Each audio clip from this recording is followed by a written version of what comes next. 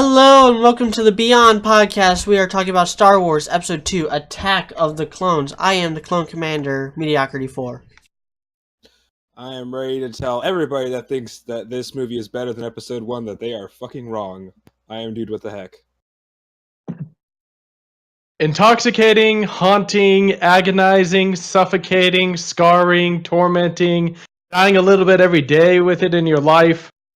This is how Anakin and Padme describe their relationship, and how I describe this movie. I am Robert. By the way, structurally better than Phantom Menace.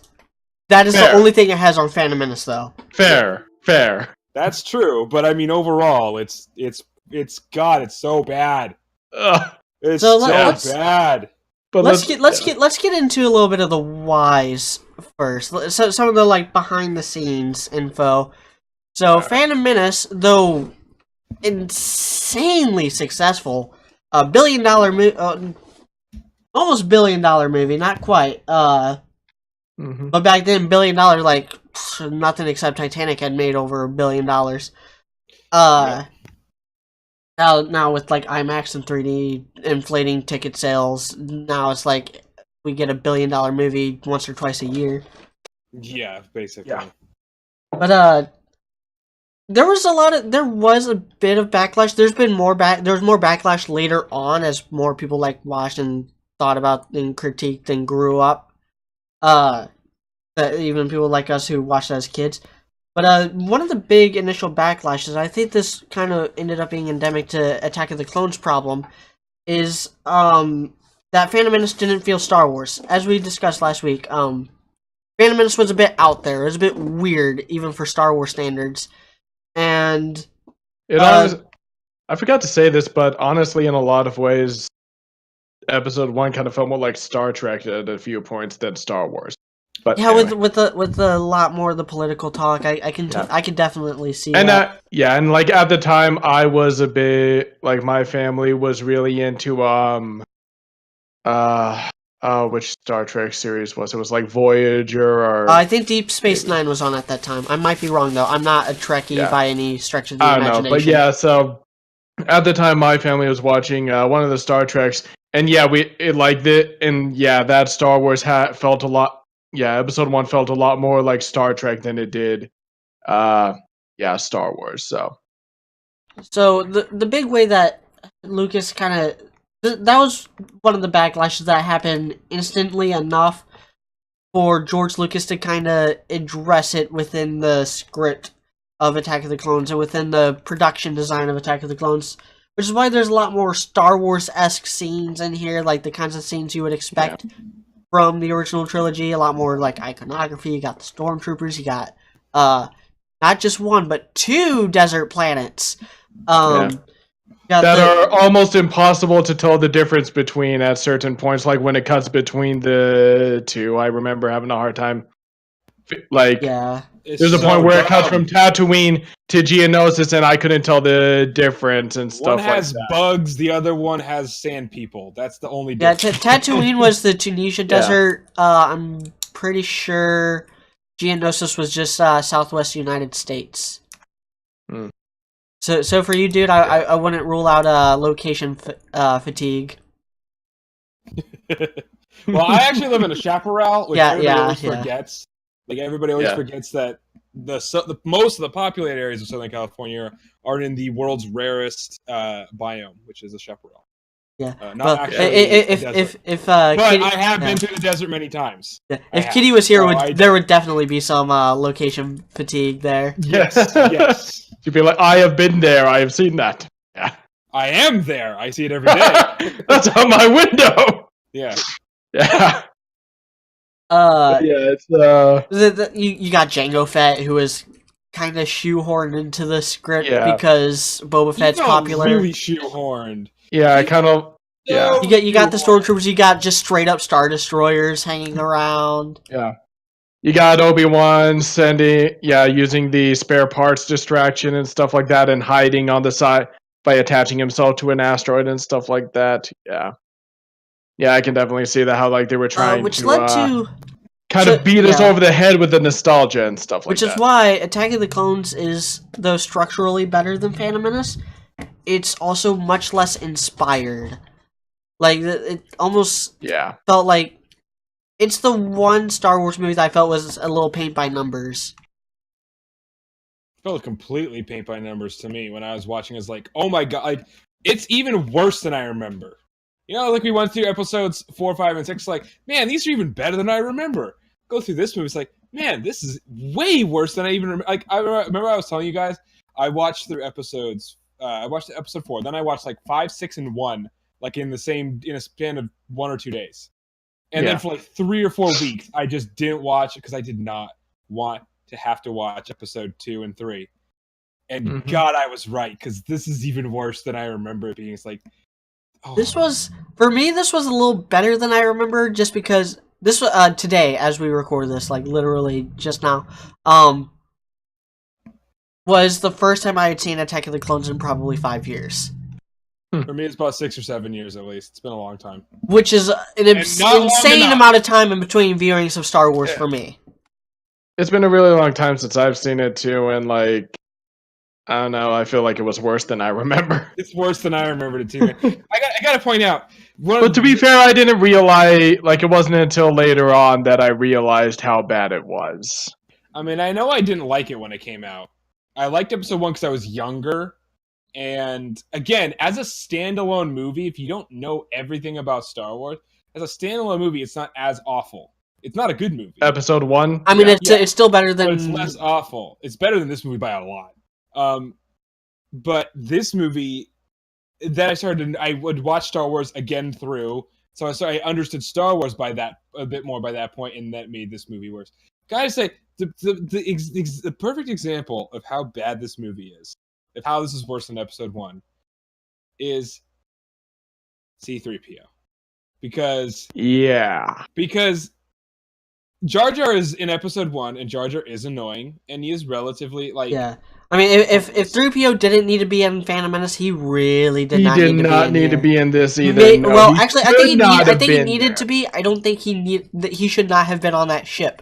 He should not have went to Geonosis with them. There was no reason for it. Yeah, definitely not. He did not. That's like he did not need to be there. He shouldn't have been there. He was just... Yeah, he was at least Anakin go to Naboo, you can say, because plot. Really The thing you get with Jar Jar in episode 1 is Jar Jar is actually important for the plot that they did. That makes sense. He does actually do things, even though he's mostly just annoying. But in fairness, he is part of that plot. Now, that plot should have been changed, and that would mean he would be irrelevant, so you don't need him. That's totally true.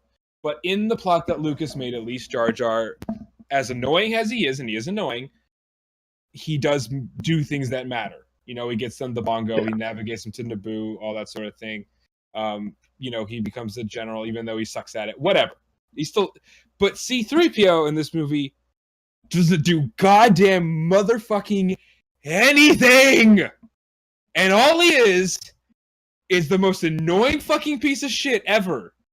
Oh my god! Yeah. He is the most annoying, pointless, stupid, effeminate pile of dick-sucking garbage ever. C-3PO in this movie is way worse than Jar Jar is in episode 1. Way worse. Yeah. What's the point? Like, literally, all those scenes are just him being an effeminate piece of shit. It's so annoying. Yeah, and it's so that Anthony Daniels can say he's been in every single Star Wars movie. Yeah. Like, why do they have to have those scenes? Why does he have to be there? Like, oh, I don't think I work. They don't. And it keeps happening. Like, that's the other thing. It's like, okay, so he's on Geonosis. Like, fuck. Well, just for a scene, it's like, god damn it. Like, I don't mind seeing, I'm Owen Lars, and this is my girlfriend. It's good to introduce the people who will later on raise Luke Skywalker. Yeah, I'm okay with get vaporized. That. I agree with the Red Letter Media, or no, it wasn't Red Letter Media, it's the other guy he told us to watch. Belated Media. Had Owen Lars as a much more prevalent part throughout the entire prequels. Yeah. Yes, thank you. That would have been much better, but okay. I like how he also... And I think I know where you're going, how he also points out that it doesn't make sense for Owen to have owned C-3PO and not recognize him in episode 4 and stuff like that. It's like, because as much as you can say, like, yes, he looks the same as all the other protocol droids, which is another issue, separate issue. He still sounds like that effeminate douchebaggy pile of shit that he is. Yeah. Plus, he introduces himself as C-3PO. Does that name not ring a bell? You had this droid for how long? Yeah, and stupid. And you don't remember his name? You introduce him and he's annoying. Then he goes on the ship. He's like, I've never flown. Shut up. Why? We don't care. And then they get lost on the thing, and then he falls into the thing, and then his head pops off. Still fucking annoying. Then they have to get put on battle droids. Like, God damn it, this means he's still gonna matter. This means we're gonna see him again. And then we do. And then they had to show both halves of him in the fighting scene. Why? And then we have to show R2 putting him back together. Also, why? It's not funny, George. Yeah. You're not funny. The only funny things that have ever happened in your movies were ad-libs. Yeah. That's how not funny you are. Even in your best movies. You've never been funny. Stop trying. Yeah, and I think that really touches on I'm 5'7". I am never going to try to be tall. I think that touches on an issue with the prequels, at least, is that they... So, it's really good to have everything connect in your stories, but the Star Wars prequels prove that there's a way to go overboard with that. Yeah. Yeah, like, people are nerds. I'm a nerd, too. We can make the connections, you know. We don't have to see all of this. It's better to have some outlying questions and a good film than it is to explain everything too much. Yeah. Which is why, I'm sure... Unless you're J.R.R. Tolkien and you're just a fucking mastermind of understanding everything. Like, that's like, only J.R.R. Tolkien is J.R.R. Tolkien. You don't want to try to be him. I don't think that'd ever work for you. Speaking of Tolkien, we'll be talking about something there in a second, in a few minutes here. But I have this point a little later on, but an instance of where this movie kind of does it right is kind of the contrast between Obi-Wan and Qui-Gon in this movie, which is really subtle and in the background. They really hammer it home in the books, in the Jedi Apprentice books. Or not the Jedi Quest books, which is fills in the gaps between episode 1 and 2. And I know they do it a lot in the freaking Clone Wars series. Where Qui-Gon was like kind of this rebel within the Jedi Order and never really had the support, and then Obi-Wan is like all about, we'll do exactly as the council instructs. No deviation.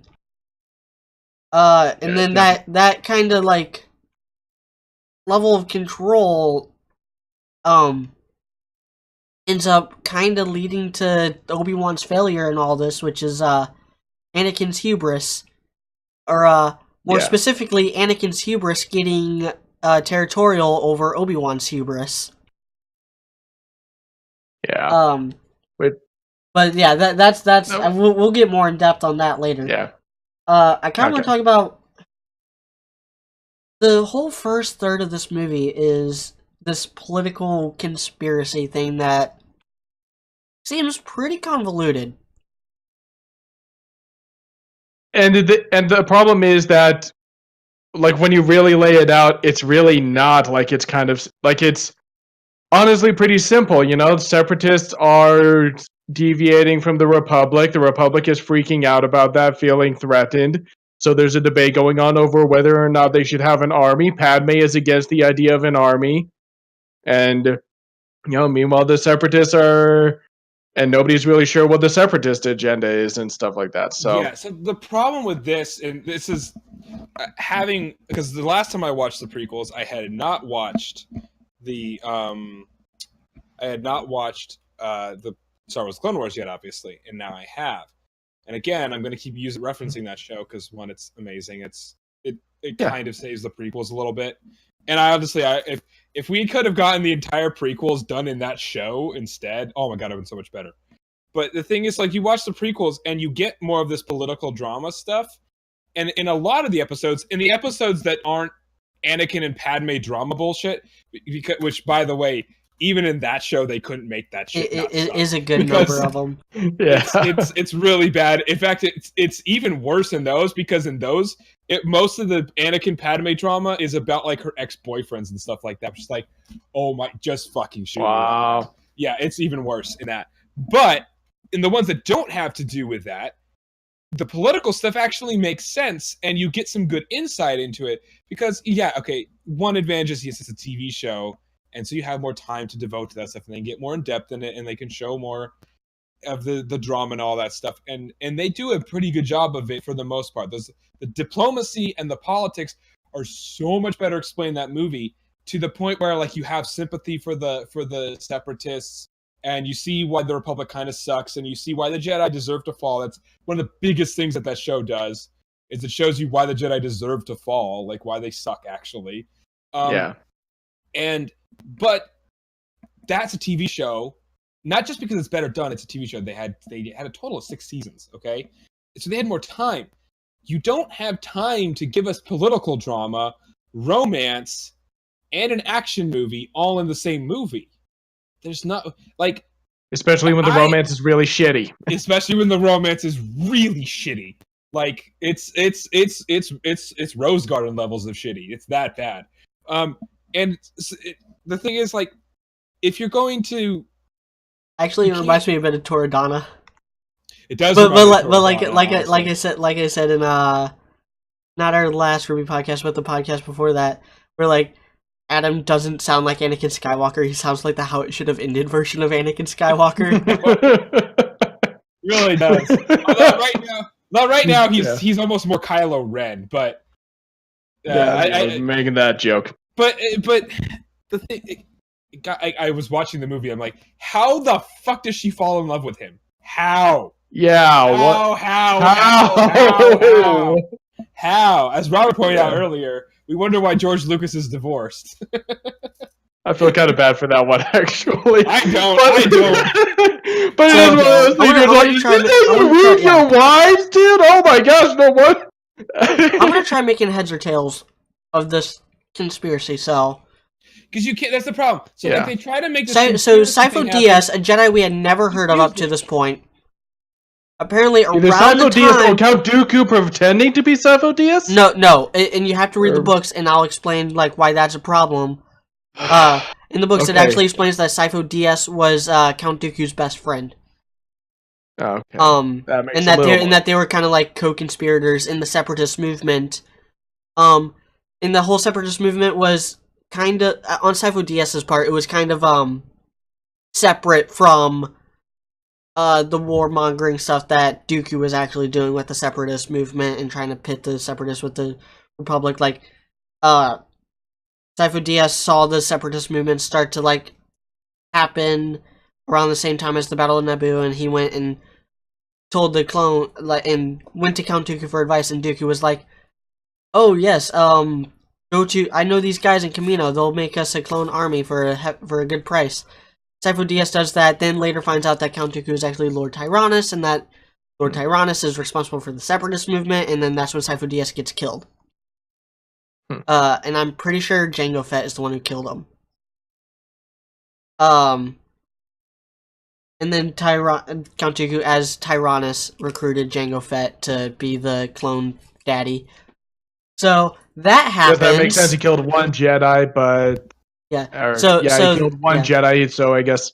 Yeah. Well, okay, in that Sifo Dyas thing is so dumb. Like, why add another? It's just so confusing. Why not just have it be Tyrannus? It's just confusing. Why not just be like, oh yeah, it was this Jedi named Tyrannus? Did we lose media? Who's Tyrannus? You guys lose me? You guys hear me now? But yeah, it's one of those things where we'll get us flagged on YouTube because YouTube sucks. But yeah, they did. Oh. Recording, that's the thing. Okay, can you guys hear me now? Yeah, yes, we can. Okay, yeah. I disconnected for just a second there on my end. Yep. Like just a split second. So I got to hear you doing the Jeopardy theme. Okay. So just the Sifo Dyas thing, like, why not just have it be Tyrannus? It's just a convolution for the sake of a really big plot point I'm gonna make later, for a really big talking point I'm gonna make later. But I'm gonna get through this conspiracy first. And so then, Count Dooku wants the Trade Federation as part of this separatist movement, but they refuse unless Padme gets killed. Yeah. And so Count Dooku hires his old buddy Jango Fett, who it explains in the books and stuff. Holding on to a 10-year grudge, by the way. So and why is this guy still in power? He's been, like... They actually bring that up, and it's because the Trade Federation homeworld is corrupt as crap. It's like asking why what's his name? How you pronounce it? Yeah, it's like asking why John McCain lasted this long. Fair enough. Or Kim Jong Un lasted or not. Okay, yeah, I guess Kim Jong Un. Why any dictators have lasted as long as they have? I guess. Okay, fair enough. Or, Kato Nemoidia, or however the fuck you actually pronounce it. Kato Nemoidia. Yeah. And then so, and it explains in the books that Count Dooku and Jango Fett actually had an altercation back when Dooku was one of the leads of the Jedi Order. There's like this War of Mandalore, where with like 100 Mandalorians and like 20 Jedi, and it came down to 1 Mandalorian and 1 Jedi, and it was Jango Fett and Count Dooku, and they like spared each other, had a begrudging respect, and worked together ever since. So kind of like Darth Vader and what Boba Fett was kind of painted as in the expanded universe. And so Count Dooku hires Jango Fett to kill Padme, but then Jango Fett hires an assassin named Zam to kill her, and so he tries killing her. Bounty hunter can't even hunt his own bounties. That's a great bounty. Stop it. She dies. Then that's when we get the split in the plot, and Obi-Wan goes and like tracks down the bounty hunter, and then tracks it all the way down to Geonosis and Count Dooku, and gets captured. And meanwhile, we got we'll get to the split plot later. Zam is part of one of the only 2 good parts of this movie, and that is the death stick scene. I like that whole sequence. I like the chase scene. I like Anakin being impulsive and using the Force to predict where her little air speeder's gonna be. That was kind of interesting. I feel like they should have it was ruined by the fact that by how bad the scenes were before it, though. Like the whole thing about we're friends, and spying on Padme while she's sleeping. But boy, do we sure not act like we're friends. That's true. Yeah, Obi-Wan and Anakin's relationship feels really weird. That's probably problem number 1 with this movie and with Revenge of the Sith, is that they never feel like friends. Yeah, it's sort of, they do in the Clone Wars TV show. Just letting you know, just to toot that show's horn some more. I'm telling you, they feel like friends in that one. They don't argue and bitch at each other the entire time. They actually feel like they like each other, and they're not splitting apart in the same way in that film. I forgot how much that Anakin seemed like such a little bitch in this movie, because they weren't arguing like the same way. They're completely different characters almost in that TV show. Like, they'll have disagreements, but they act like fucking adults. It's totally different. Even Anakin and Padme's relationship is better in that, and you can actually, besides the dumb episodes where they're arguing over her ex-boyfriends, they're actually cute sometimes, and you can actually get the point of them. You can see how they get along. They're impulsive, they're adventurous, and all that sort of thing. And they do have a very similar sense of honor, actually. And that's another thing that show does better, is it shows you Anakin's good side, and how it's totally different. That in that show, the Emperor goes after Anakin's sense of honor and loyalty and friendship and love. That's how he corrupts him. Where in the movies, he corrupts him just with power. And in those movies, in the TV show, he wants power. I'm fine with that being a major. I'm fine with that being a major thing, and it's because I'm kind of a sucker for the characters who are obsessed with control, but never get it. And that's kind of how Anakin is in, at least in this movie. And I kind of remember him being a bit that way in Revenge of the Sith too, but even more so in this movie, where he's blaming Obi-Wan for holding him back and that he's not strong enough because people won't let him be strong enough because they're scared of him. It's just not fair. He doesn't get it. Like, oh my god, when you put it that way. But that's the thing. It's like, how does she like him? Yeah, I would just want to punch him in the face. Or like turn his lightsaber on while he's wearing it so it like cuts through his leg or some shit. Like that's what I would want to do to him. Oh my god, like how do you get a girl to fall in love with you by doing nothing but bitching at her the whole time? So I know no one does that in the movies or the shows as far as I know. And I know why, I know how. But in the books there's actually like there's actually like an entire like lightsaber duel technique dedicated to turning your lightsaber on and off in order to bypass defenses. Like I want to see that. That would be cool. But let's talk about the role of the Jedi in EU story. So there's the extended universe. Yes. And how it really was detrimental to this movie.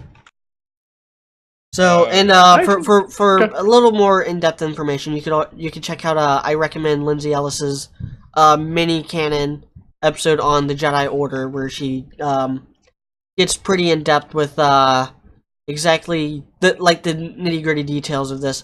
But basically, ever since Return of the Jedi released, there had been a lot of Star Wars books, and a lot of those books were prequels or in-between-quels of the original trilogy, and a lot of them were also later on, but later on doesn't really matter because Jedi Order changed after Return of the Jedi. Like, Luke Skywalker's Jedi Order was very different.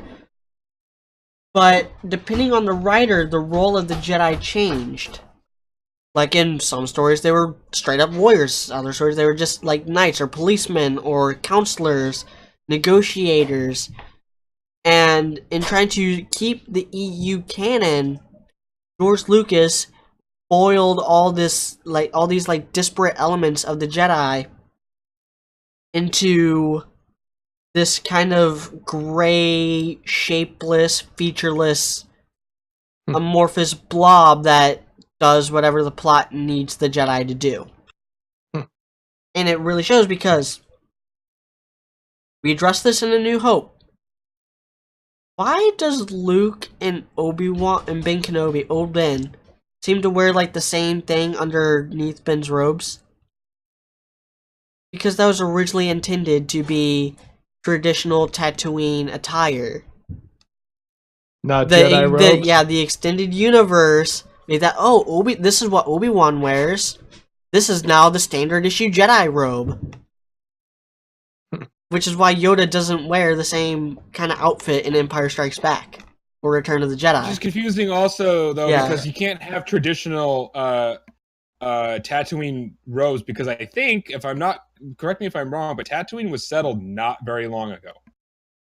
Well, I mean, it's like standard. It's like standard Tatooine farmer wear.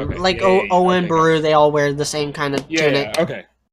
Yeah, gotcha. Okay, gotcha, yeah. Which is really odd until you consider that, the whole idea that is the Jedi robe came way later with a bunch of writers who aren't George Lucas. And then George Lucas had to rectify that with the prequels by just making that what all the Jedi robes look like. Which makes doubly no sense, because Ben Kenobi just straight up walks into a cantina full of stormtroopers in A New Hope wearing that robe, and nobody says a thing. Yeah. Nobody's all like, hey, why are you dressed like a Jedi? Because he's not in that movie. Because he's not in that, because that's not what that was originally intended to be. Yeah. Otherwise, again, I guess that's kind of why the Jedi come across as so boring, I guess. The Sifo Dyas thing, I might be wrong, but I'm pretty sure it was a book that came out before Attack of the Clones. Like, it was a book that came out before Attack of the Clones that was supposed to explain where the Empire came from.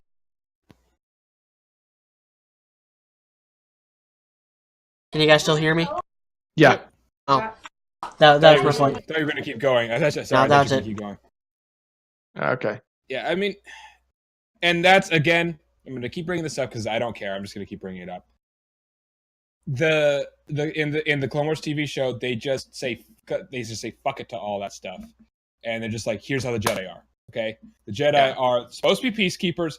They ended up becoming too political, and they ended up becoming generals, and they ended up becoming too sided. Like they're not. They're supposed to be peacekeepers, and they're supposed to be apolitical, but here they are, all being super political, and they're not taking into account, how the Separatists aren't actually wrong. So they're dumbasses, basically. Like, and I think it could have been better if they're still having to play along with some of the fact, like how Order 66 happened, and Order 66 also fucking retarded, so stupid. But if it wasn't for that, then they could have made a little bit more about corruption within the Jedi, hopefully, instead of just the Jedi are dumb, because really throughout this whole thing, the Jedi just look so stupid. So there's a line in here. There's a line in this movie that really caught my attention. Robert, you can go first. Might be thinking about the same thing. Different tangent. Sure. The Jedi, the Mace Windu straight up saying, like, we should probably tell the Senate that our ability to predict things with the Force is gone. We couldn't even predict a multi-billion dollar army being constructed on behalf of the Republic right under our noses. We're done. And Yoda's like, you can't cause a panic.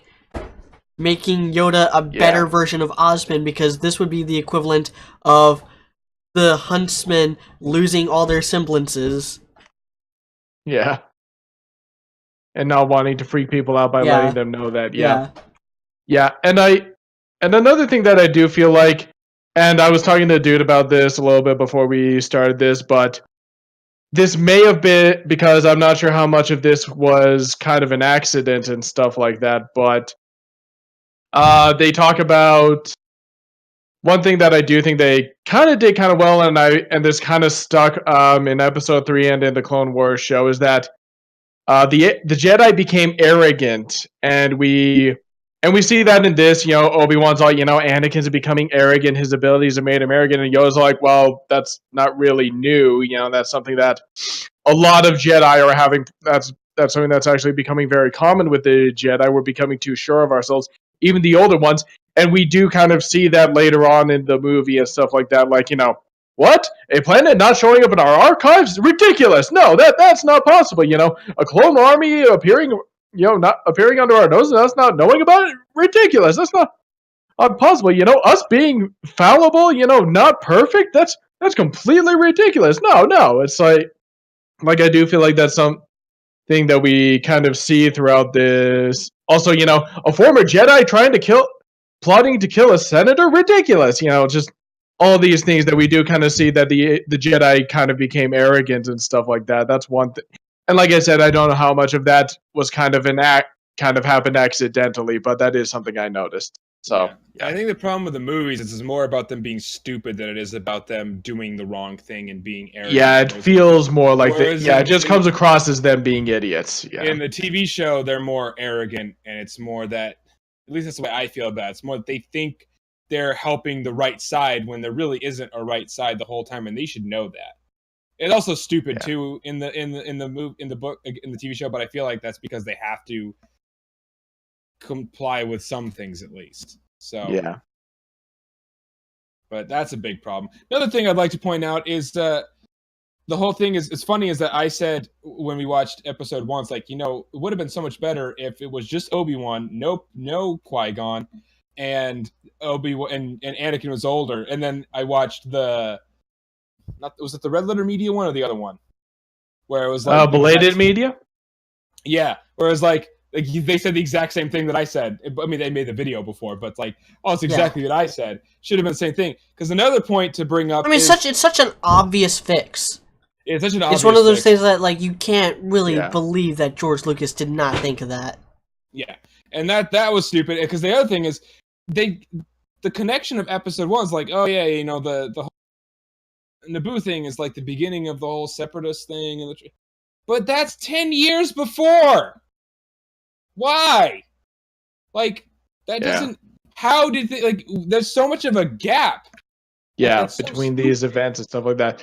Like this, yeah, I do agree. Like, and that's something I was thinking about when you were describing the whole Sifo Dyas and Count Dooku thing. That it's like, so wait a minute, Sifo Dyas, commissioned the building of this clone army, realized what Count Dooku was up to, was killed, and then Count Dooku waited 10 years to get the ball rolling. I mean, maybe it did. I don't know. Maybe realistically it would take him that long. You gotta think there's like 5,000 planets in the Republic or something like that. So yeah, I guess it would take him a little while to like spread the Discord and stuff like that, but I don't know, that does feel kind of weird. Yeah. But yeah. So after Zam gets killed, the plot kind of splits, and for the next the next third of the movie is split into one half mediocre conspiracy thriller and one half really, really, really, really, really retarded romance. It's so bad. It's the worst part of the entire Star Wars series. What are you talking? What? You're saying your fiance didn't fall in love with you when you talked about how your relationship was just agonizing and how it was intoxicating? Or that you don't like sand. Immediately make her fall in love with you? Or you don't like sand, which is supposed to be like a play on the fact that he got so sick of it on Tatooine and is glad that he's not on Tatooine anymore, and it's supposed to tie in later, but it's so clunky and weird sounding that now it's a meme that Anakin's greatest weakness is sand. Yeah, you mean I didn't get her sand, the high ground, and what's the other like Anakin meme? I just know sand and high ground. Yeah, that's it. Sand and the high ground. Usually those things come in three, so I was sure there's a third one. There probably is, but neither of them are as bad as those two. Yeah, if I didn't get her to say yes to marry me by complaining about the guy I work for and my best friend constantly and without end, and then the whole and then telling her I slaughtered a village of people just because my mom died. Oh man! Like, and then it's like so that's probably the second biggest problem with this movie, and again, I think maybe George Lucas thought he was recreating Empire Strikes Back. All the problems with this movie hurt Revenge of the Sith because the two are so intricately linked. They're more linked than any two Star Wars movies. The only ones that can maybe come close are Force Awakens and The Last Jedi, but we don't know that yet. We don't know. Yeah, so in a way, I think this movie very much set the Revenge of the Sith up to fail, kind of, and stuff like that. Like, yeah, and I've said that for years. The biggest problem with Revenge of the Sith is Attack of the Clones. And the worst part about Attack of the Clones, as bad as the romance is, and as completely unnecessary as it, that's the other thing. We don't care. Like, I love romances. You guys know I'm a hopeless romantic. I've been with the same girl for 10 years since I was 16. She was 15. I love romances and TV shows. My favorite part about Ruby is Renora. I'm big into romance stuff way more than most guys are, especially straight guys. But the thing is, like, this is unnecessary. And this is so poorly done. It's absolutely... Now, personally, I would have handled it like Shikamaru and Tamari from Naruto. Where, like, it's a thing that happens, and everyone saw it coming, but they never, like... It never really affects the plot line. It never really affects either of their character arcs. Except for the fact that they... Or just make it more of a surprise in, like, Episode 3 when she's pregnant. You're like, whoa, they fell in love. Wow, okay. Yeah, cool, great. And like Han and Leia, pretty much. Yeah, have a little bit of like back and forth where you could like people would want to ship them in Episode 2, and then Episode 3 when you realize they did get together, like, oh, I called that. Great, that's all you need. That's all you need. But actually, that's terrible. But the worst part of this movie, in my opinion, by far the worst part of this movie, is the scene where Anakin kills all the Tusken Raiders. Because in that scene, you're like, well, all the dramatic tension between him becoming a bad guy is completely gone now. Yeah, it's like he's there. He's a Sith now in like everything but name and Jedi killing boner, basically. And eye color. Yeah, exactly. Like, that's it. You don't Also, by the way, the Sith getting yellow eyes is really stupid. By the way, that comes from the video games. Also, just so stupid. That's you can thank Knights of the Old Republic for that one. It's so dumb. I mean, by the way, Tyrannus does not have the yellow eyes the whole time. Just so you know. Yeah, dude. And neither does Asajj Ventress. So, and Maul was born with the yellow eyes. Maul was born with yellow eyes. That's another thing. But that point is that scene ruins baby. the movie. I was born this way. And that scene ruins the next movie. Yeah, exactly. There's no fall. It's just Anakin's kind of a douche from the start. Happens. It's right there. Yeah, exactly. He's a bastard from the start. You're right. Like he pretty much always started from the bottom and now he's here. Rose a little bit, but start from the bottom. Now he's here at the bottom where he started. Yeah, exactly. It's like, you're right. It took like that is that scene where you're just like, okay, he's there. He's turned to the dark side. Whoopee. All he's missing is the Jedi killing boner, basically. Yeah. It's a boner for killing Jedi. And it's which never fully makes sense it never makes sense in Revenge of the Sith either. Like, not to just only blame Attack of the Clones. Like, in Revenge of the Sith, it doesn't, like, how much they explain certain things, and then they don't explain why he all of a sudden just hates the Jedi. Like, again, going back to the other video that we watched, it should have just been more about him feeling betrayed by Obi-Wan than anything else. You can just chalk that up Power of the Force. The movies just literally hand wave that stuff. I mean, we talked about that with Return of the Jedi, where like if Luke would have just taken one more swing before the Emperor started laughing, then Luke would have joined the dark side. So whatever. But again, to bring up, but see that I don't mind that though. That makes sense. But again, to bring up Attack the Clone Wars TV show again, they do literally the best part about that show is that it shows Anakin and Obi-Wan's relationship much stronger, and it shows how Anakin, it makes you feel more sympathetic for him in his good side, and then how he slowly gets more and more towards, like, you see the tendencies, you see how he can be corrupted.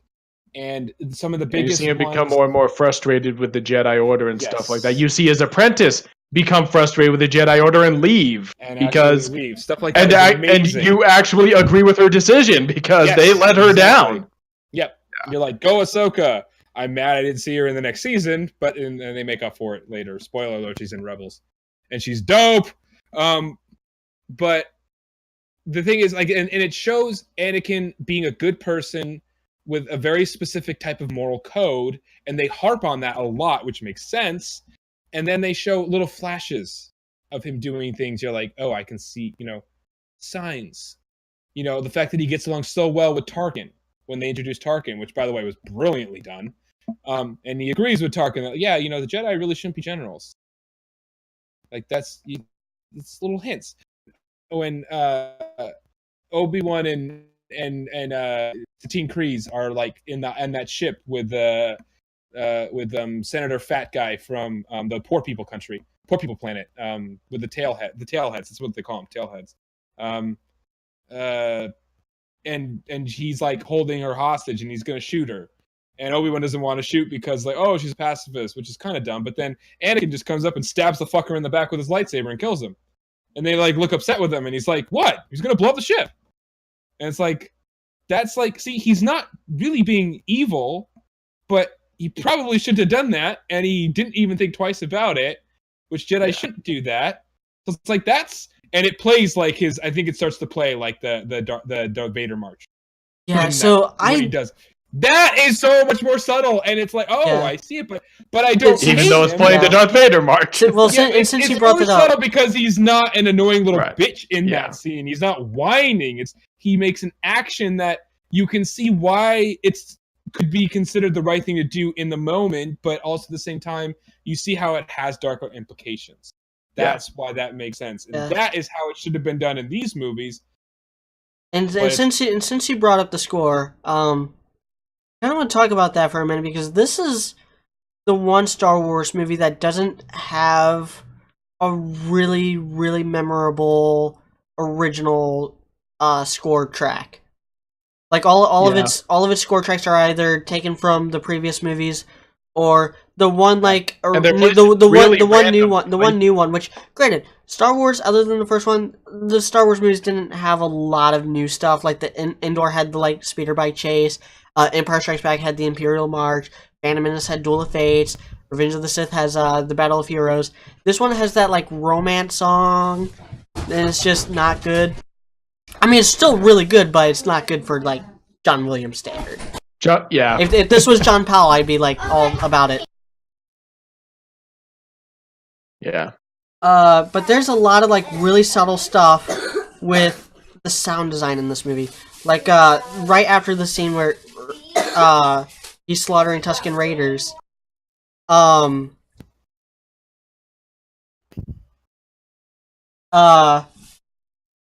was I thinking? It cuts to Yoda, and you hear Liam Neeson as Qui-Gon being all like, trying to stop him. Anakin, stop it, and then you hear just one note, the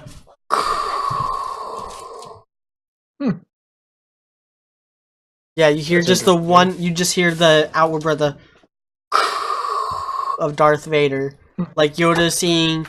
So kind of the same thing that they did at the end of episode 1. Yeah. You hear Darth Vader's voice at the end of the credits of episode 1, but yeah. Cool. Yeah, except it's like an actual plot point because that's when Yoda's like, we gotta keep an eye on Anakin. You have no idea.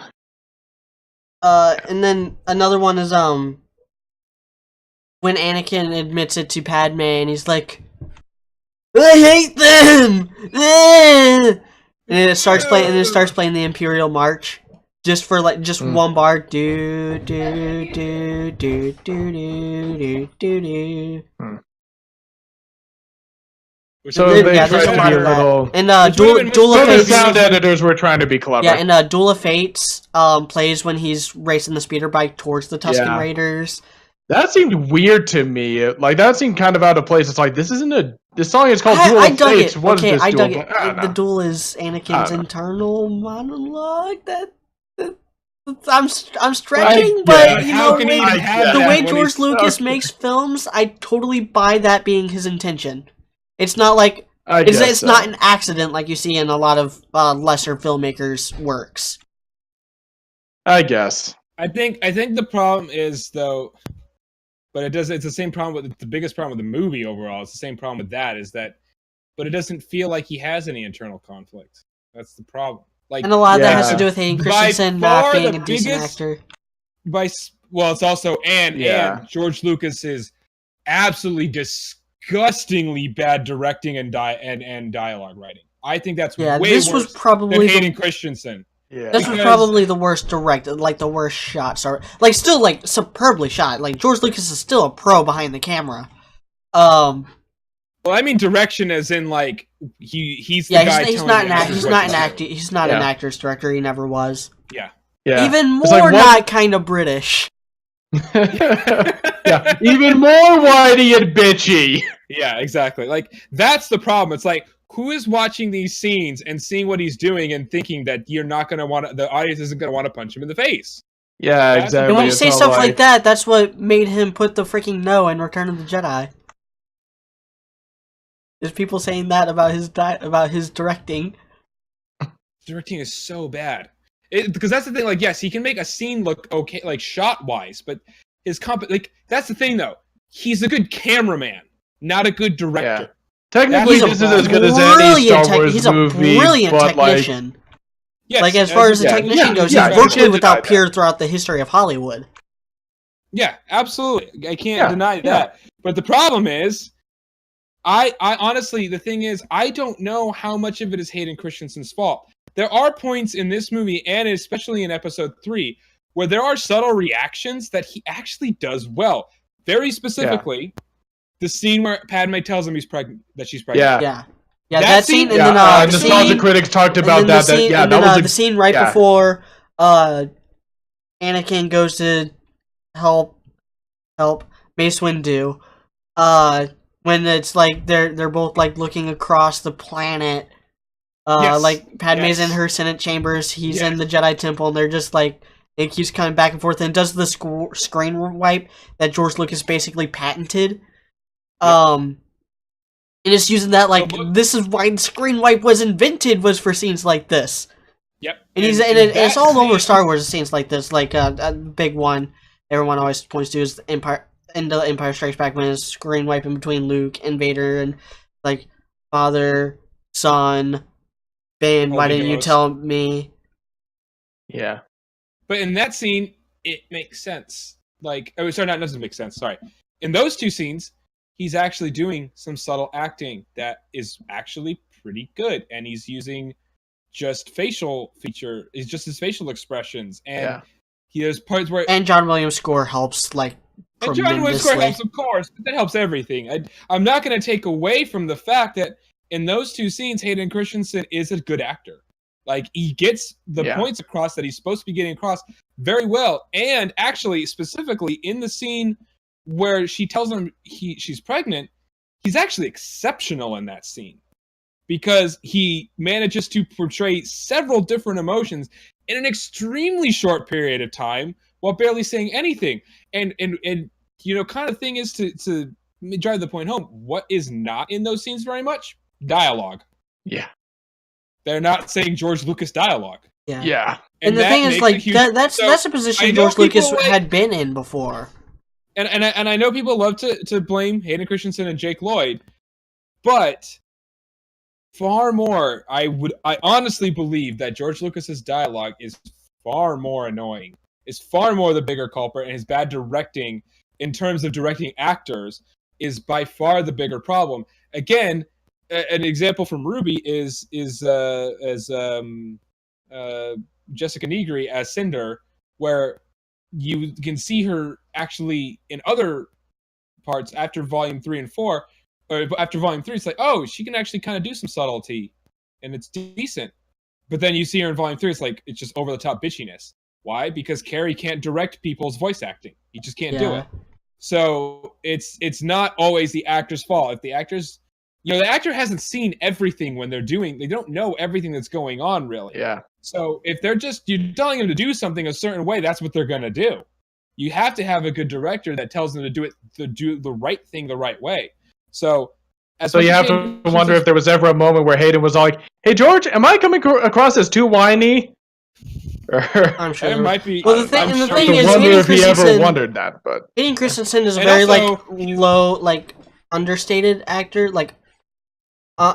understated acting wise. Like in his other stuff, he's very understated. George Lucas's dialogue almost requires you to go over the top with it. That is true. Yeah. That is power. That's the kind of delivery you need for a George Lucas script.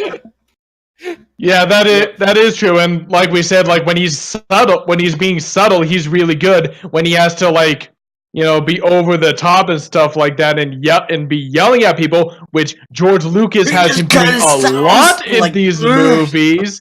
It just makes me want to slap the poor guy. He's holding me back. The other thing is that Anakin. I think Anakin's actually supposed to be more of a subtle character than this. Yeah, I get the feeling about that too. Because yes, his action. That dude just cut that out, or am I? He has humble beginnings. He very much cares about his view of good and evil is low. That's his personality. That's why he, in the TV show, he's so devoted to Obi-Wan. That's why they're such good friends. He's so devoted to his Padawan. He's so much more devoted to Ahsoka than he's supposed to be, and that's again a subtle hint at how he does how he turns bad, but it's in a more sympathetic way because he defies the Jedi, but for reasons that he thinks are good reasons, not selfish reasons, but for selfless reasons. And also, that's why he held on to his love for Padme for so long. And then adds to his whole loyalty and friendship thing. That's his character. That's who he is. And that's not necessarily subtle in itself, but the way it's portrayed in the show is it's more subtle. Yeah. And it's more because he's not over the top bad or good or whatever. It's because he's not really about good and evil. He doesn't really care about good and evil. And that's what I mean by the subtlety. He is ambivalent, like Shadow the Hedgehog. No. And Obi-Wan... That's a joke. Anakin in that show is better than Kylo Ren in the movie so far. And because Kylo Ren is actually almost as annoying as Anakin, I gotta say. In a way, don't really dig him right now. In a way, he's really annoying because he's over the top. Joke? It might be part of the joke, but that might be kind of the point. Like, Ray straight up says you will never be as cool as Darth Vader. Like, I'm doing everything he did! Short of getting my... yeah.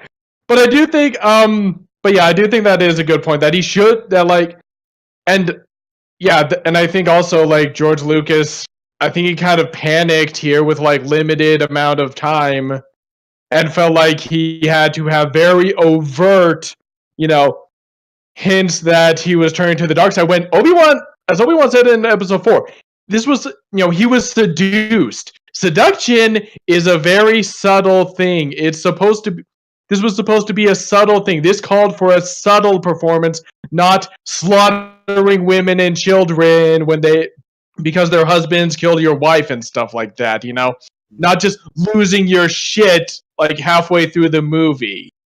So, yeah, it's just I don't know. George Lucas did not understand like subtlety with this movie. Which this movie or the next one either, really. Maybe slightly more. Yeah, really. He did not Revenge of the Sith understand turns into a freaking cartoon halfway through. Yeah, there's a couple scenes like the Padme and Anakin scenes. There's a little bit more subtlety in them. Like I do appreciate that. Revenge of the Sith turns into a cartoon, and I wouldn't have it any other way. I mean, so one thing that makes it slightly better, I think, honestly, is the fact that you have the Emperor going just fucking balls deep, and I think that really helped personally. You get the feeling that Ian McDiarmid just went fuck it, and just went full ham. He was just like, okay, I'm just going full ham on this one. I'm having some fun with this. Would you want to be the one to tell the guy with 50+ years of Shakespearean theater experience to tone it down a bit? Do you want to be that guy? Because I don't want to be that guy. I know what I'm doing. Yeah, exactly. Ian, do you want to maybe tone it down here? No. No. Yeah. That is true. He does kind of go just cartoon villain, and it's kind of brilliant. It's only I spent and to be fair, like he does feel a lot like his character in episode 6 in that movie and stuff like that. Like you almost get the feeling that Ian McDiarmid was like, okay, ironically, the guy who's best at chewing scenery and was like the most over the top in the prequels is the guy who was the best at being subtle in the prequels somehow. How does that work? But then, he just goes full ham. He just goes nuts. Well, what I notice is, I think what it is the best acting performances in Star Wars are the people that are just British. No, because Harrison Ford. Okay, fair enough. Yeah, to be honest, I really still to this day believe the best acting performance from Star Wars out of all of them is by far Harrison Ford. As good as Ian McDiarmid is, Harrison Ford's still the best part. And it's really that they're doing whatever the fuck they want. They're not really listening to George Lucas, if that makes sense. Again, like George Lucas doesn't really tell them. Like, watch the behind the scenes stuff. I haven't watched all the behind the scenes stuff on Attack of the Clones. I have on Phantom Menace and Revenge of the Sith. Revenge of the Sith numerous times. Like, that's kind of what got me into filmmaking. And appreciating it as an art. Like, George Lucas would literally just be like, okay, so you're gonna say this, walk over here, say this, turn, say this. Yeah.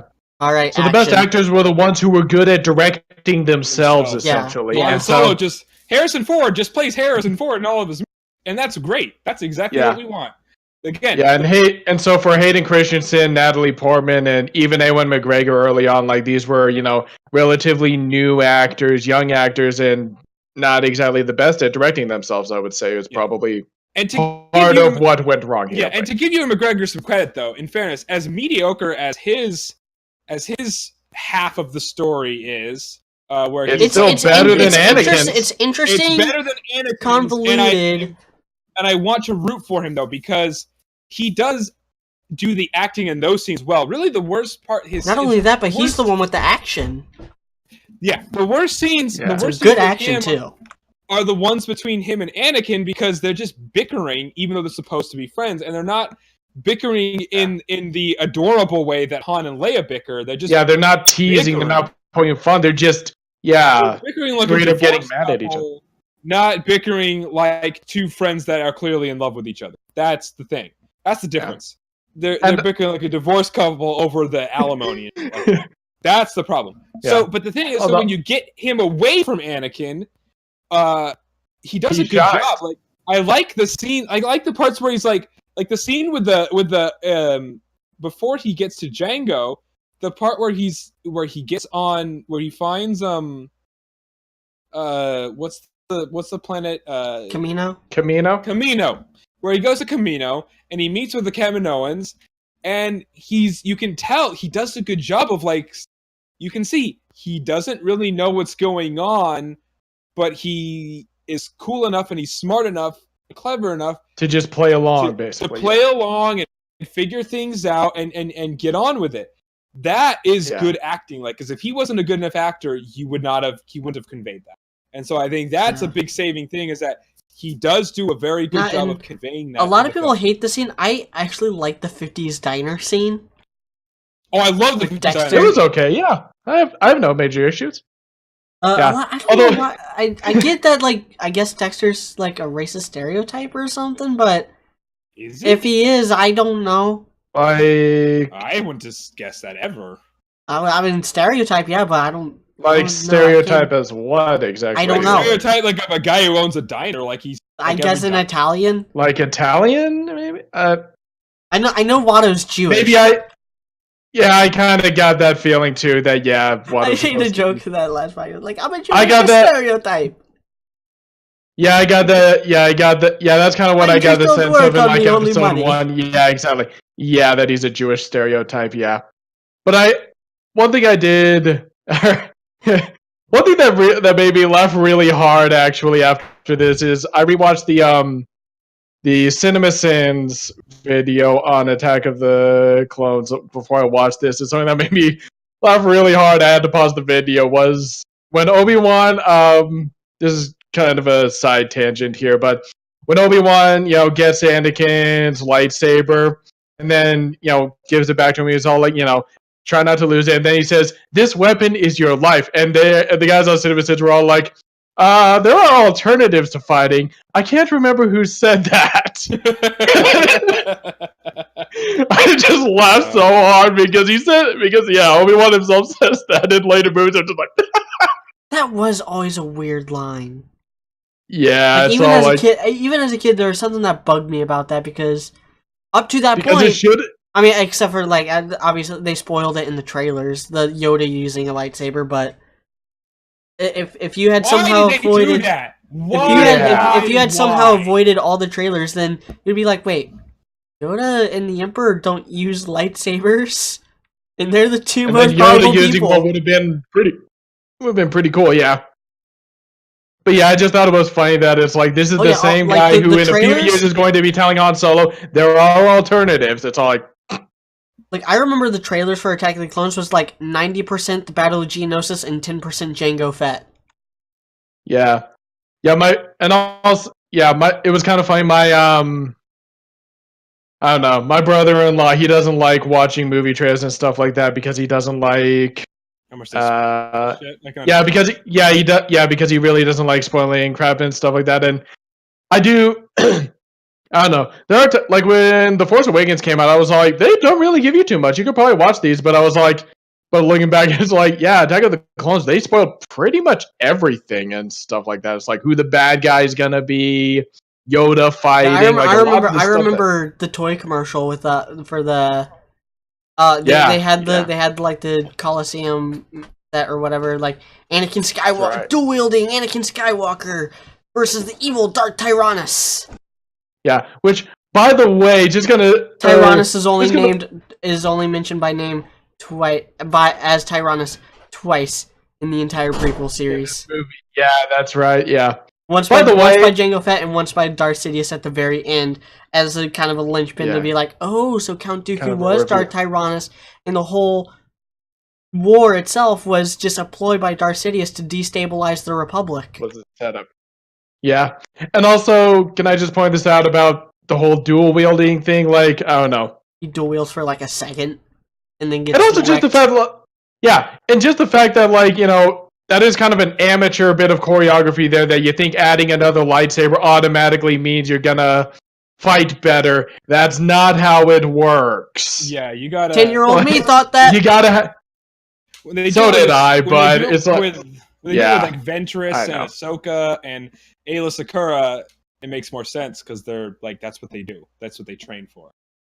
Yeah, because they train in that and stuff like that. But it's like Anakin, to our knowledge, had no training in that, and you even he didn't. He didn't. Like I've read the Jedi Quest books. As far as I know, as far as I've read, he had never used two lightsabers at the same time before.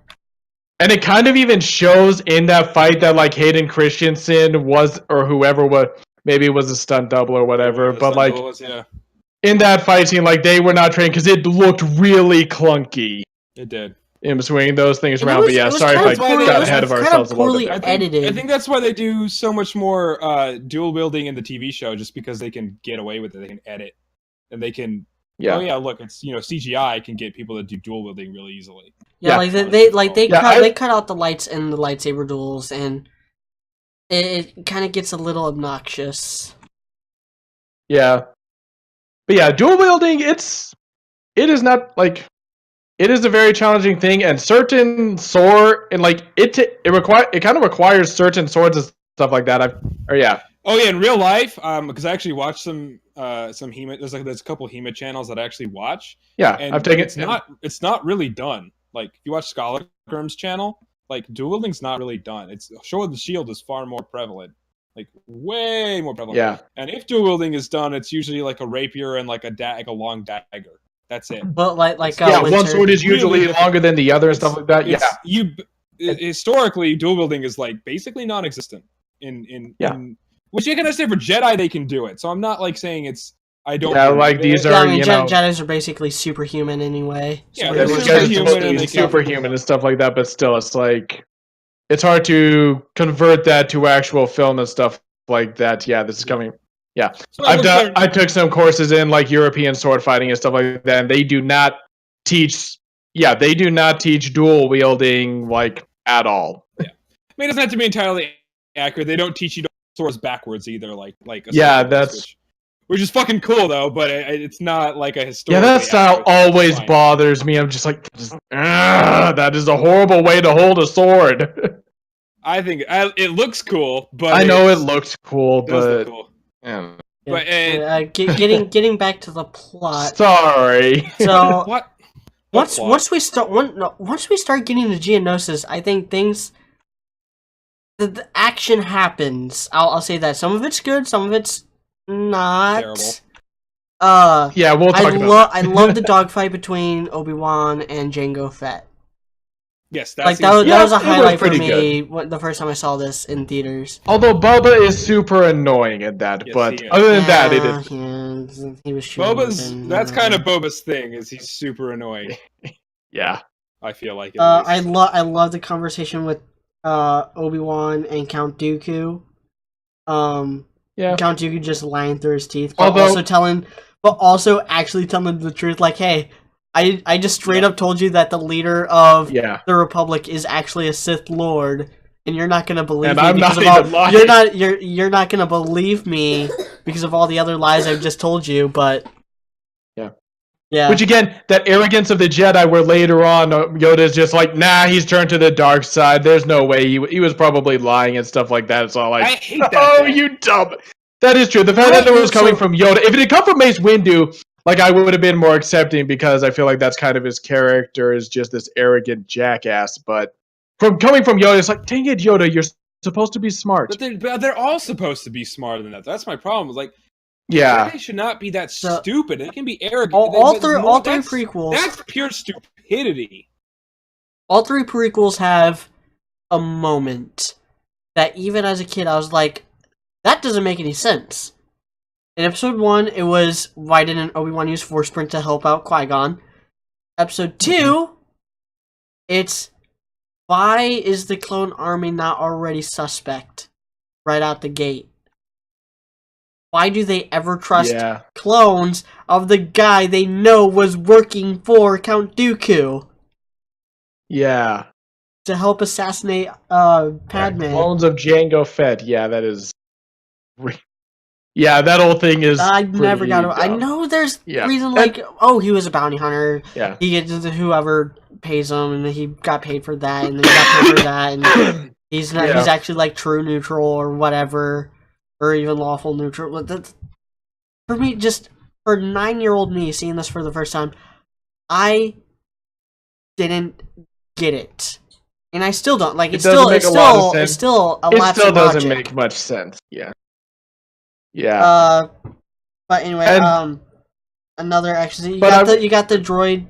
You go first because I'm going on to. I was just gonna say with the the scene between Count Dooku and Obi-Wan.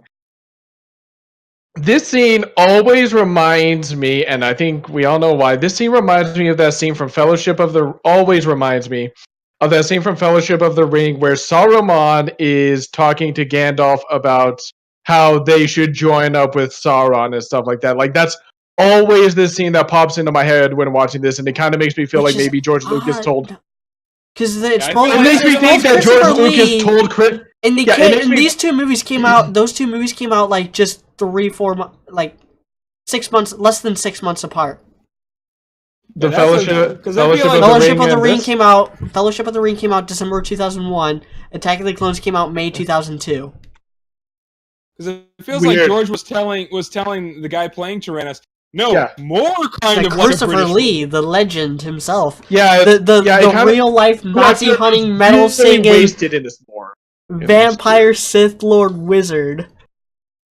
Yeah, who I feel was really wasted in this role, but I don't know. Every time I watch this, a part of me wonders if, like, George Lucas told Christopher Lee, okay, you're gonna play Saruman again or something like that, but. Christopher Lee's done way worse than Attack of the Clones. Just throwing that out there. No, his actual acting was pretty good. His actual acting was pretty good. Yeah, no, he was. Yeah, he was also one of the highlights. He did well enough that I was annoyed when he so early in the next movie. I'll put it that way. Yeah, he was good in this, and again, that's just that problem. Same thing that they did with Darth Maul and stuff like that. Like, you think this is going to be the new Darth Vader, and it's not. He's complete. And Christopher Lee is a fantastic actor who's kind of wasted in this. You always just feel like he's just warm. He's just keeping the seat warm for Vader's eventual rise. That is true. Like, you do get that sense. It just feels like, I don't know. Would have been nice to have seen him keep it warm a little longer and stuff like that. And it's like, so awesome. And again, it's Christopher Lee. Let's be honest. Christopher Lee's probably the coolest person of all time. Again, like, he is a real-life Nazi hunting, metal singing... Yeah. Dracula play. He was like Dracula. He's been a Dracula. Yeah, this guy was an Inglourious Bastard before the Inglourious Bastards. Yeah. I'm not kidding. This guy's probably literally the coolest dude who's ever lived, to be honest. Yeah, and God, he lived for a long time, too. He was like 92, 93 when he died. Oh, man, it was a shame, too. Yeah. I mean, dude, he was still freaking... he was amazing. I can't believe he was that old as Tyrannus and still had that much presence. Yeah, he got more presence with age. Like, you go back and watch The Man with the Golden Gun, which is where he played a Bond villain. Great Bond movie, but honestly, Count Dooku and Saruman have way more screen presence and pathos, and maybe that's just because of the more theatrical writing, whereas Scaramanga is just the man with a third nipple and a golden gun. Yeah. And maybe just the fact that he had a little more time to improve his craft as an actor, but... Yeah. yeah, Christopher Lee was good in this, but this scene just always feels like that scene from The Fellowship, and I don't know, that annoys me a little bit. Just to tell you how awesome Christopher Lee is, when he was recording when he was filming Saruman's death in Return of the King, this one, but yeah. He had to correct Peter Jackson on what a man sounds like when he's being stabbed to death. Yes, I remember. Yeah, he was just like, that's not what a man sounds like when he gets stabbed. Trust me, I've done it. I've been stabbed and I have stabbed plenty of people. Oh, man. Yeah, exactly. Just like ultimate badass right there. Oh my goodness. Also, fun thing is, and just since we're on the subject of Christopher Lee, for Revenge of the Sith, they had that cameo by Grand Moff Tarkin. They found like a guy who kind of looked like him, and Christopher Lee actually served as his acting coach. Christopher Lee was like really, really close friends with Peter Cushing when Peter Cushing was alive. So Christopher Lee actually coached that actor through that one scene. Like, this is how you stand, this is how you turn, this is how you walk, this is how you give someone a death stare. Nice. That was really cool. Apparently, he also, this might just be a completely falsehood internet rumor, but I think he also worked with some of the technicians on Rogue One to get Peter Cushing down. To get the CGI Peter Cushing down. That was like one of the last things Christopher Lee... Would he have had time, or... I mean, it would have been pretty close to his death, but I mean, he was on tour when he died. He was like promoting his new metal album. Because that's another thing he freaking does. He's a rock star. Yeah. Like the straight up Alice Cooper the real death most metal. Interesting man. Yeah. Yeah. Where's his freaking Heineken commercial? Biography. Biography movie. Biopic. Yeah. Call it Nazi Hunter. So getting back to the plot. The Colosseum fight I really like.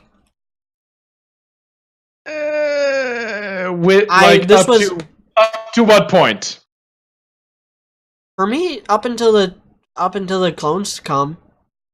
Really? Yeah. Oh, I disagree. It starts to go downhill when the Jedi show up, but I was still thoroughly into it. Even this new latest video, I was into it up until the clones came in, and then everything just turned into a amorphous laser fodder.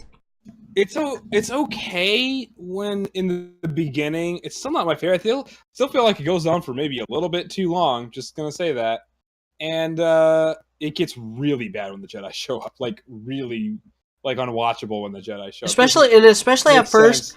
It is that kind of thing that you would expect from a Star Wars movie, that you would expect from like Flash Gordon. I guess that's one of the reasons why I like it. Like, man, this is like a very Star Warsian sequence here we got. Yeah. I don't know. Maybe my main issue with the Jedi storming with the Jedi storming places, a big part is just like the logistical aspect. Where were all these guys when Naboo was in the tubes? Yeah. Well, that, and also just like, why would you basically Leroy Jenkins a stadium, literally like the most indefensible position that they could have possibly chosen? Why would you Leroy Jenkins that? Why wouldn't they have sent some Jedi off to like sabotage missions and stuff like that, to sabotage the a droid control ship, apparently, if those were still a thing, or like a production plant? Why wouldn't they send them off to do that? Why would they have all of these Jedi just bum rush this arena and stuff like that, basically right into enemy line of fire like that? To me, and I don't know, like you said, it is Star Wars and stuff like that, so they were probably thinking more on the cool factor rather than on the logistics, and maybe this is just like the little cherry on top of everything that is wrong with this movie. But I don't know, I take issue with that it's like, you have all these Jedi, just Leroy Jenkins. I always felt like it was more the Jedi playing into Dooku's hands. Like, Dooku chose that. Yeah, but how would they be so stupid to do that? It's all like, yeah, why would you bum rush a stadium? That's just a really dumb idea. Like in general, you don't have to be a tactical genius to know that that's just something you don't do. I don't know. That's my that's my big issue with that scene and stuff like that. And again, like I don't know. It is Star Wars, and like this was the like I do know that this was pretty much the main selling point. Again, the trailers and stuff like that. Like this was their big thing. You know, you're gonna get a bunch of Jedi in, in action here, and it's gonna look super cool. A bunch of CGI clones that hold up slightly better than Phantom Menace. Yeah, and like so, it did look. I don't know, and it did look kind of cool. There were some cool moments, although C-3PO was awful. Like just ruining every single. I mean, here's the thing: the CGI in this still looks better than anything in the DC extended universe. Fair enough. Still looks better than like Doomsday or. And that final fight scene between, like, again, Tyrannus has presence. He's a badass, but like the whole Obi-Wan and Anakin part of it is lame. Yeah, does not have much impact. Having Yoda fight just cheapens the whole thing. I feel like. And also, Jango Fett's death was... I'm freaking digging Yoda and Dooku when it was just, like, Force magic stuff. I wasn't... He catches the lightning and then crushes it. That is awesome. In every single language. That was kind of cool, but, like, when Dooku's, like, throwing stuff at him and trying to drop stuff at him, just... The way that was shot or whatever, like... I don't know. Watch that, then watch Episode 5. Like, Episode 5 was way more effective and way more interesting. And this, well, in Episode 5, like, in Episode 5, the things actually hit. Like that was the point. Like these things aren't hitting. That's why they had to pull out their lightsabers. He's like, we're getting nowhere. We're getting nowhere with this. I guess, but also just like the way that I don't know. This was one issue that I had with Christopher Lee's performance. It's just he's so slow. It's so slow. It's like this bored me more than Darth Vader and Obi-Wan's fight in Episode 4. I mean, I feel like they should have just started right up with the Force lightning. They wanted a lot of close-ups to get their money's worth of Christopher Lee, but they couldn't do a lot of real close-ups because the stunt double was doing a lot of the work. So there's like weird. So there's a lot of like weird Christopher Lee CGI face where the technology just it's not there in 2002. There's a lot of that, and that's why like a lot of the closer shots are just like really incomprehensible. It's by far the worst lightsaber duel in the franchise, at least as far as like live action stuff goes. Yeah. All right, I gotta get going. Sorry, I'm already. You're good. Late. Sorry about that. Sorry. Yeah, this movie was shit. It was way worse than Episode 1. Final score out of 10. 3. Final score out of 10. God, 1. Literally a 1. It's that bad. It's a 1. It's. I don't know that I would. Okay, no, sorry. Much. It's not actually a 1. It's a 1 in like how much it affected how bad everything else is around it. Because it's worse than. It's worse than the movie itself. Like it made Episode 3 worse, even though Episode 3 by itself was also still pretty bad. I think like its Rotten Tomato score is like a 74, which it does not deserve at all. Episode 3. I thought it was in the. Oh, Episode 3 has a 74? That makes sense. It's in the 70s or 80s, which it does not That makes sense, because Episode 3 got a lot of praise when it first came out. And it does not deserve it. But Episode 2 made it worse, also, is largely to blame for it. Honestly, it's a 3. I'll give it a 3, and I will not give it higher than a 3. The only things that save it are Christopher Lee's performance, Ian McDiarmid's performance, and Ewan McGregor's performance overall as actors not being complete garbage, and the fact that George Lucas still knows how to shoot things properly as a filmmaker.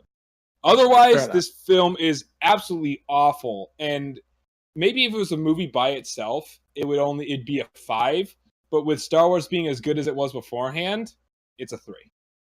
That's how bad it is for me. So it was repulsive to watch, and I don't think I ever want to watch this movie again if I don't have to.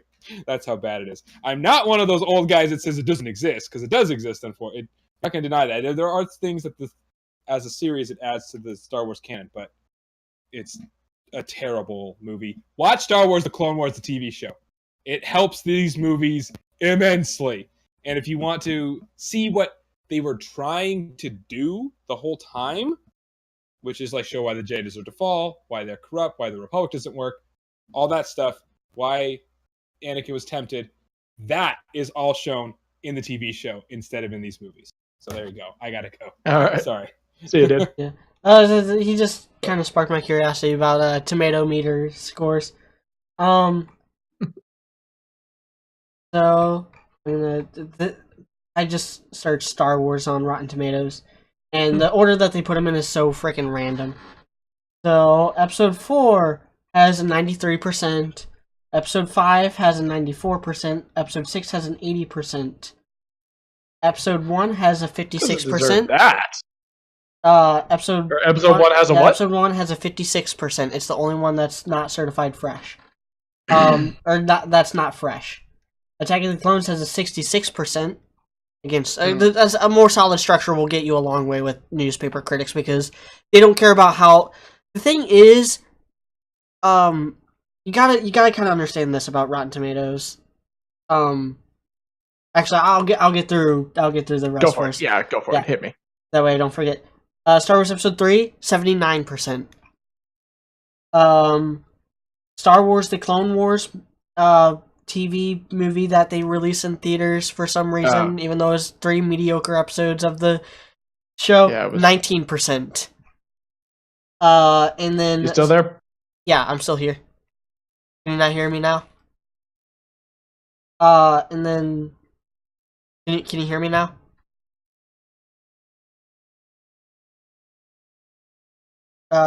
Crap. Yeah, episode 7. Looks like I lost you for a little bit there. Can you hear me now, though? Can you hear me? Yeah, now I can hear you. Sorry about that. Okay. Yeah, I have no idea what happened. Technical difficulties. Episode 7 has 93%. Rogue One has 85%. And here's why there's a couple things... I don't think Force Awakens and Rogue One were better than Episode 6. You gotta kind of understand... Well, Episode 6 is an older movie, so its score's gonna be a little more skewed because less people have actually reviewed it on the website. Same thing with, like, the other ones. Like, I'm pretty sure, last time I checked... Well, let's go with Episode 4.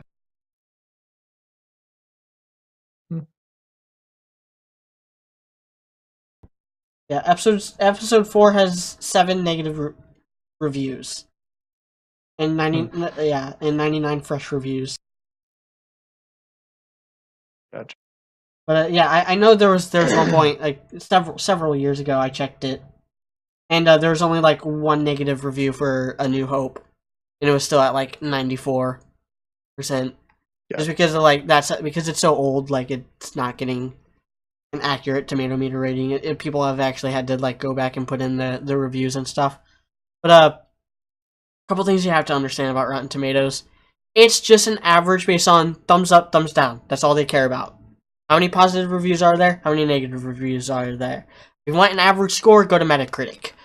The other thing is with film critics, they don't care, at least with these kinds of film critics, they don't care how well something's gonna hold up. They don't care about multiple viewings because chances are they won't watch these movies ever again. They care about the hour and a half to 2 hours that they spent in the movie theater.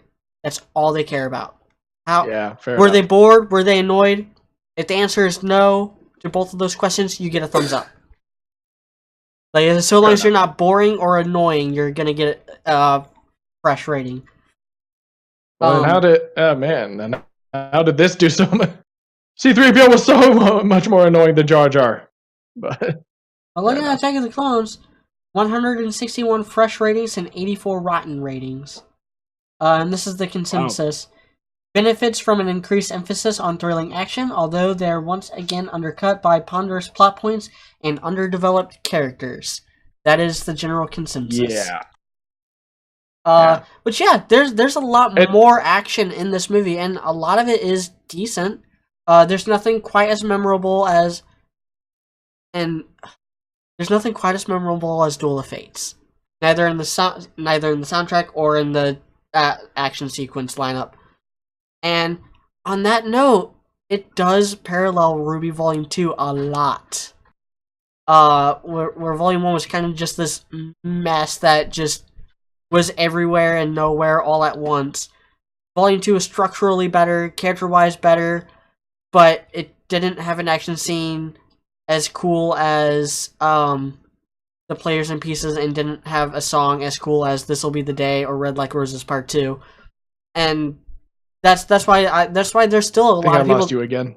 That's why there's still a lot of people that favor Volume 1 over Volume 2. Can you hear me now?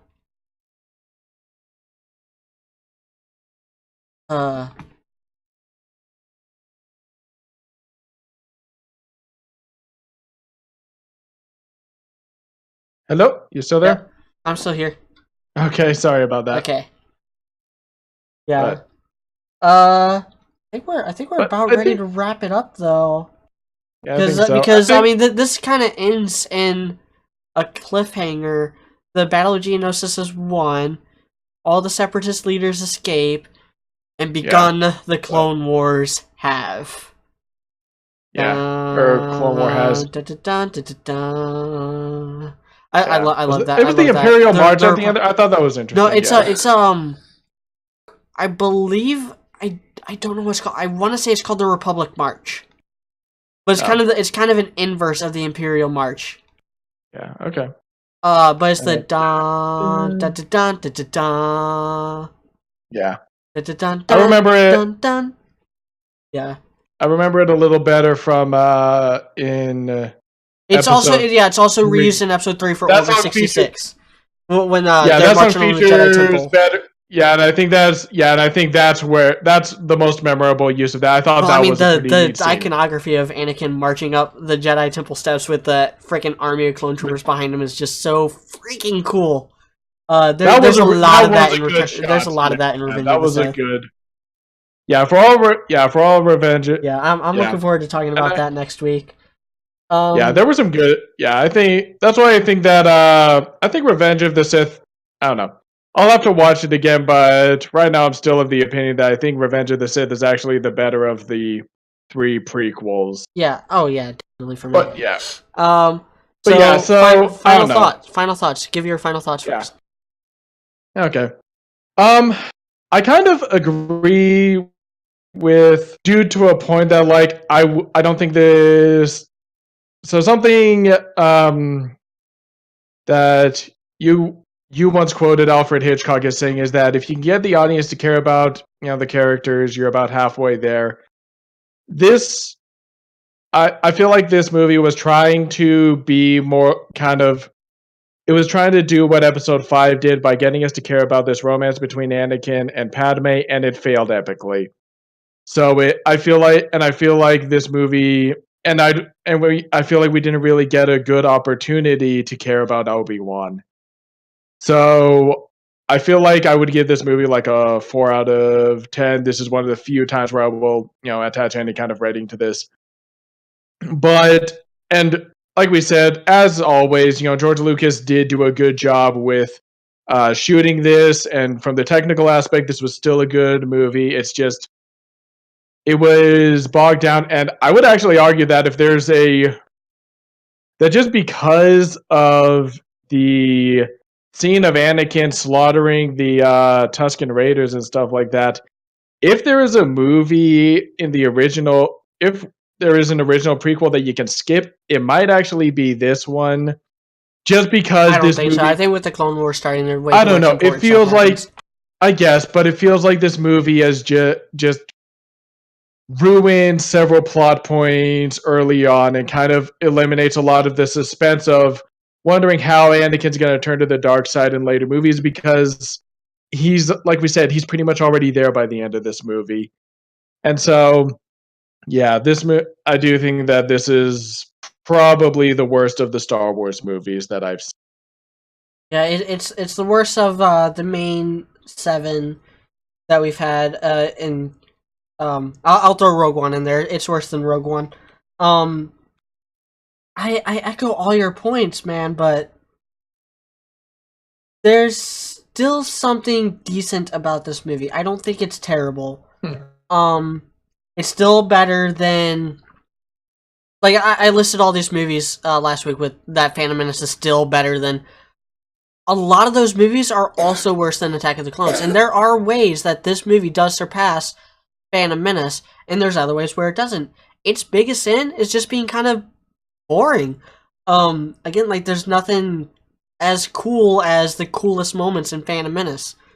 Like, the coolest moments in Attack of the Clones are, like, nowhere near as cool as even, like, the pod race scene from Phantom Menace. Which, that's even a take it or leave it thing. And for that, I can't give it any higher than a 5. But because it's still enjoyable, it is still worth watching. And I will still watch this movie probably dozens of more times throughout my lifetime. I can't give it any lower than a 5. It's a 5. Fair enough. It's a 5 out of 10. It is average. It is a little bit below average. I'd say like a 6 is average. It's a little bit below average, but still definitely worth watching. That definitely worth talking about too. I had a lot of fun with this. We're gonna wrap up. If you like this video, like, comment, and subscribe. We talk about movies every Wednesday or Thursday. It's Thanksgiving this weekend. If you're watching this among the first people watching this on my channel, it will be Thanksgiving when you're watching this. So pop in those earphones and enjoy Thanksgiving. Enjoy the Macy's Day Parade. I know I will like I do every year. And join us next week when we talk about The Revenge of the Sith. Yep. Alright, thanks for watching. Bye!